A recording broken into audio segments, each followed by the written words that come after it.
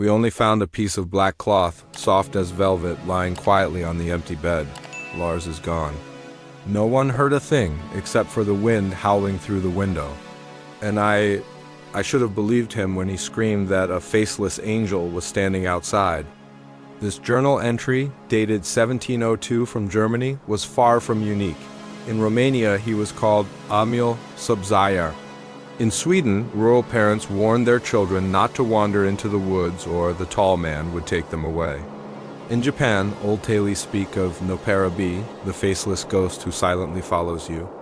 Despite the distance, languages, and cultures, the descriptions remained hauntingly similar. A tall, thin figure dressed in black, always silent, always watching, and always followed by disappearances that were never explained. The name Slender Man didn't exist yet, but he was already there, hiding behind different masks, whispered through campfire stories, and written in diaries found in empty houses. Slender Man is not human. He never was. He's something else entirely. Described as extremely tall, anywhere from 6 feet to over 15, he wears what appears to be a black business suit and tie. But don't be fooled by this vaguely human attire. He doesn't wear it for fashion.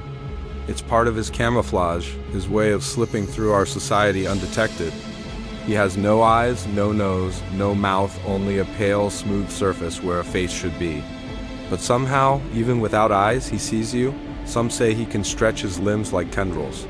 Others claim he has additional arms, like shadowy appendages that extend from his back to grab or choke victims. He never runs. He never speaks. He doesn't need to. He's always one step ahead. And if you ever do spot him, it's already too late. In 2009, a user named Victor Surge uploaded 2 eerie photos to the forum Something Awful. The photos showed children at play, but in the background stood a thin, looming figure in a black suit. The captions beneath the images were chilling. We didn't want to go, we didn't want to kill them. But his silence was the only command we understood. June 14th, 1983, disappearance still unexplained? These weren't real photos, but the reaction was. Within days, Slender Man spread across forums, art blogs, and social media like wildfire. People began crafting news stories, videos, games, and fan-made documentaries. Some were clearly fictional. Others didn't seem so sure. People began to report sightings. Others claimed to feel him watching after reading about him. Some even said they dreamt of him before ever hearing his name. It was as if the idea of Slender Man had broken out of fiction and started building a body for itself. Those chosen by Slender Man often don't die right away. Instead, they begin to rot from the inside out mentally. This psychological decay is called Slender Sickness. It begins subtly, migraines, nosebleeds, insomnia. Then come hallucinations, seeing him in mirrors and windows in the woods.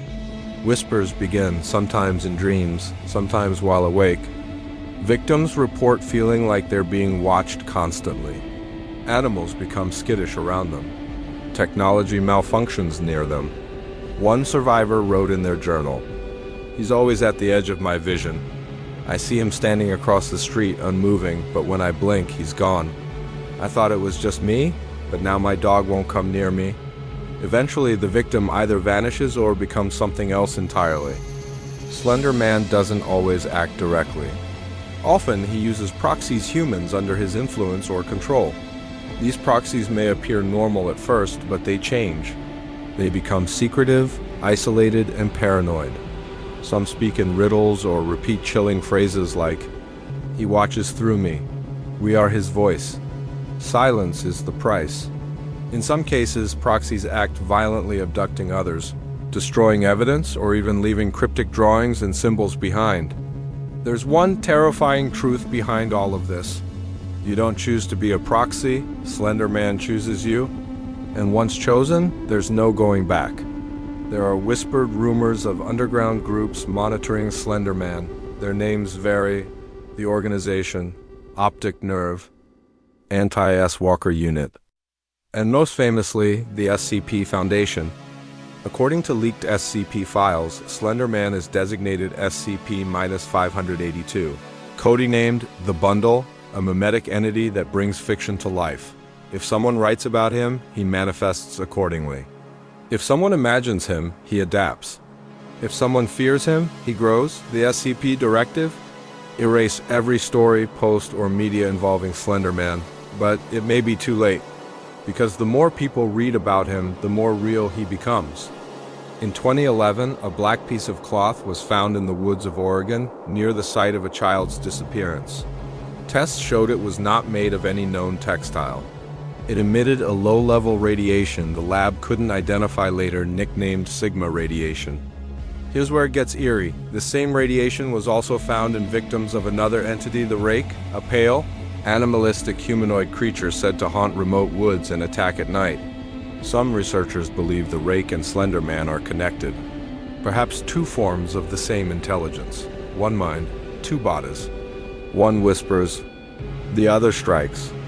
From 2010 to 2016.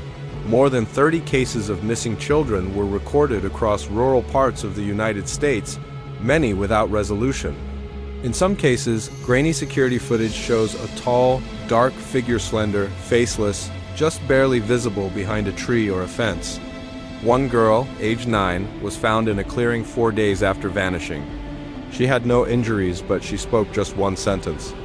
He told me to stay quiet, or mommy would disappear too. Police called it trauma-induced psychosis, but no one could explain how she survived alone or why her shoes were spotless after walking through miles of mud. In 2014, two 12-year-old girls from Wisconsin lured their friend into the woods and stabbed her 19 times. Their motive? To become proxies for Slender Man. We had to do it. He wanted us to. We had to prove our loyalty.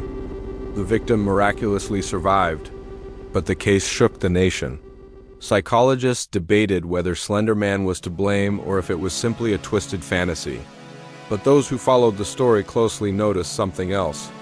The girls had no previous history of mental illness, but both claimed to see Slender Man in their dreams long before discovering the creepypasta.